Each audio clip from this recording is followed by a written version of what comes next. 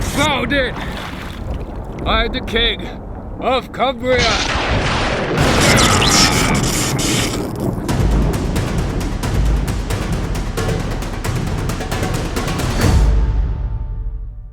So, what's so special about this tarn?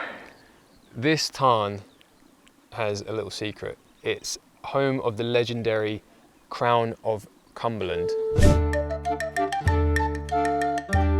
It's said that the Cumberland King Dunmail was slain by the combined forces of English King Edmund and Alpa King Mael Culluin.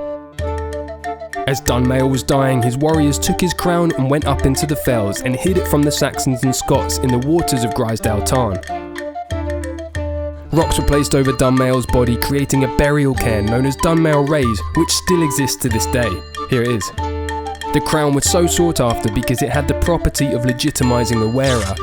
Anyone who could find the crown would become King of Cumberland. So that's why I'm here. Gonna go find that crown.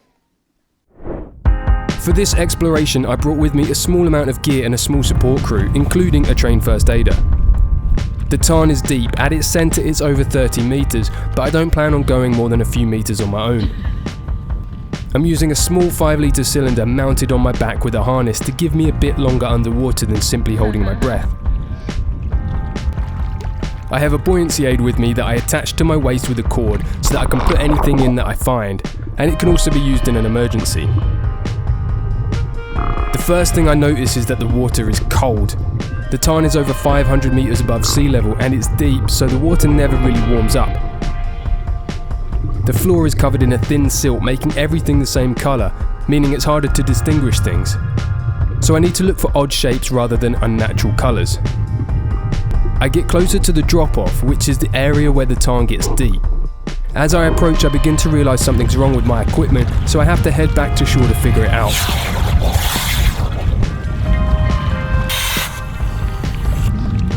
I made a silly mistake and I used an out-of-test regulator for this dive setup.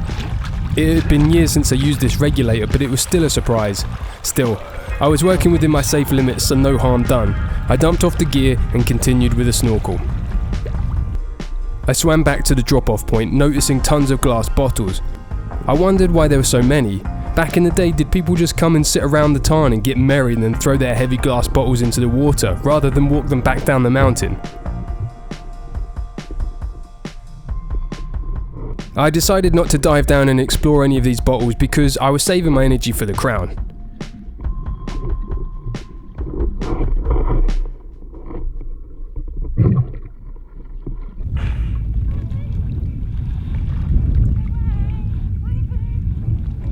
I didn't fancy going into the deep spot on my own, so I switched back and headed towards the shore, passing more glass bottles until I was right on top of one that looked a bit interesting.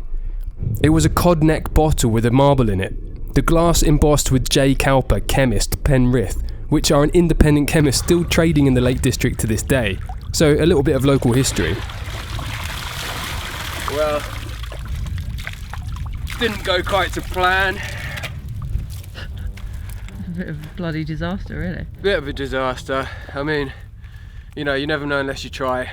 Unfortunately, there's quite a lot of glass bottles under there that would be great to collect and take back down, but I just didn't bring anything to do that with. I came here to find a crown, but it could definitely do with some cleaning up. And it gets pretty deep in there.